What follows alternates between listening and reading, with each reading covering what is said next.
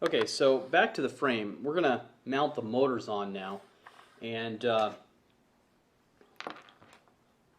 already got the propeller and the mounting plate on the motor, and I've got some screws in here. And this mounts directly into the holes that I've drilled in the frame. Now, this is just something I add on here. It's just a plastic round lens, once again from the surplus store. It would be better if it was metal, but I wanted to just go ahead and provide a little rigidity this way on the motor. So I've got two screws that hold it on, and then I've got the plate that just adds a little rigidity. Now, it's plastic. I know it's not real strong, but it'll hopefully help a little bit. So I'm going to go ahead and put these on.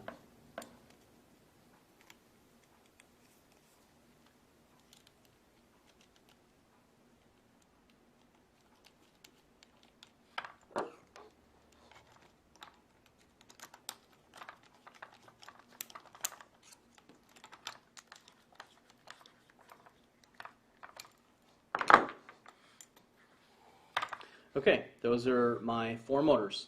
Now, one thing I didn't mention was that when I put these on, this is actually the front, and so I've put my propellers on in the right direction. And I'll show you where that is in the manual. But in the manual, it gives all the different configurations and the directions of the propellers.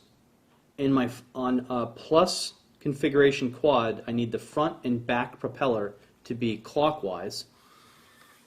That's the front and back. And then I need the right and left to be counterclockwise. And that's how a quad works, right? We're going to use counter-rotating propellers in order to counteract the force, the torque created by the motors. A helicopter has a tail rotor to prevent the unwanted yaw, right? So we use counter-rotating propellers, front and back, right and left, to counteract that force. So okay, there's my motors. Now I need my speed controllers.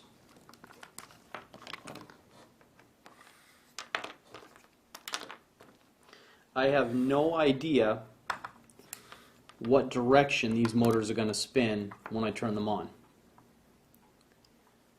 Better to just go ahead and connect them up, and we'll figure that out when we turn them on, and we can switch these barrel connectors. That's why we use barrel connectors,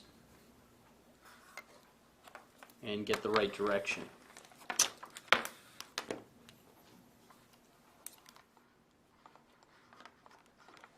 Okay, I've got my 4 speed controllers. They're kind of flopping around here. That's no good. I need to add some tie wraps. So tie wraps are really useful. You're going to need some wire cutters to be able to cut off the ends. But I'm going to go ahead and mount these. Let's mount them on the bottom. I'm going to turn my quad over.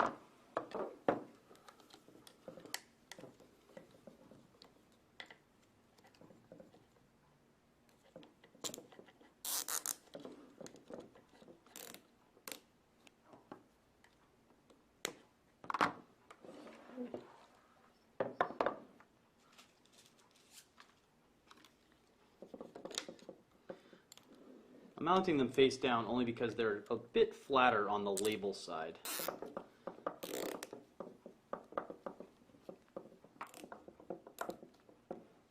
Not too hard, just enough to hold them on there. Okay, now,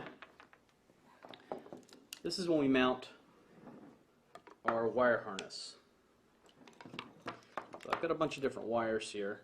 These are all going to go on the other side, so I'm going to put them down here. Get them out of the way.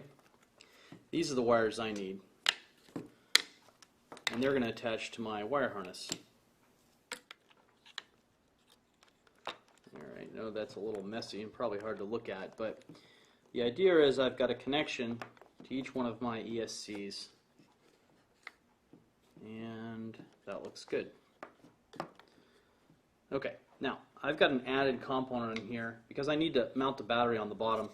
I've made this little wooden plate, and this is going to mount on top of my wire harness.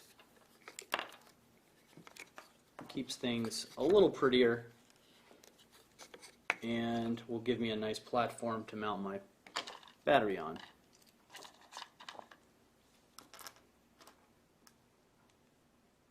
These are just nylon screws, and I've got an aluminum standoff and a plastic nut.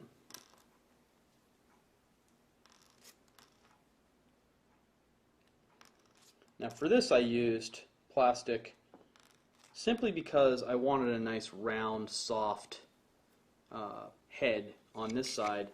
I didn't want the battery to be compressed against like a hard socket cap.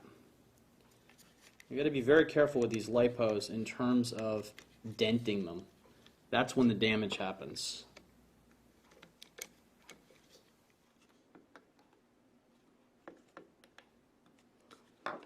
There, that's my battery platform. Now, I'm going to add this strap, and that'll hold my battery on for me.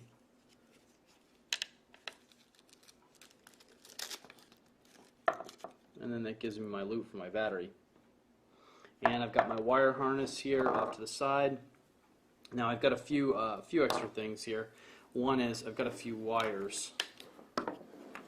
I'm going to take, this is the power for the Hoverfly Pro. I'm going to put that through my pass-through hole here.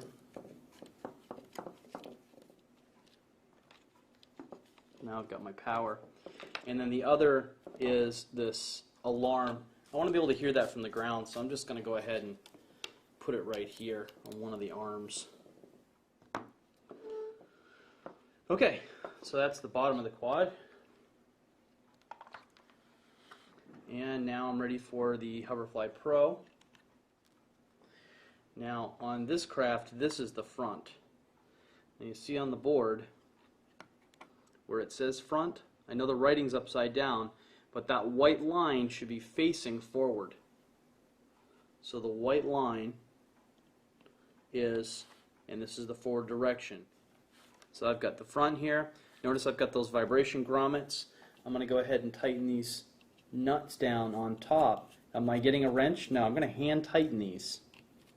I'm going to hand tighten them because the vibration grommets don't work if you squish them between two nuts. It should just begin to mush down the tops of the vibration grommet. And that's just enough. It's just holding the board on there so it doesn't flop around. And that's really nice. It's not flopping around. So that's great. Since I'm here, I'm going to go ahead and connect my power. This is the power connection from the battery harness. I can connect it as long as I've got power in the middle and ground on one of the sides. It doesn't matter which way I connect it here. Ground is on both sides. So I can flip it over if I want, doesn't matter. Now that's kind of messy, so I'm gonna come under here. It's a little nicer. Okay, that's that. Now I need to connect all of these wires. These are to my ESCs. And to do that, I want to check the manual.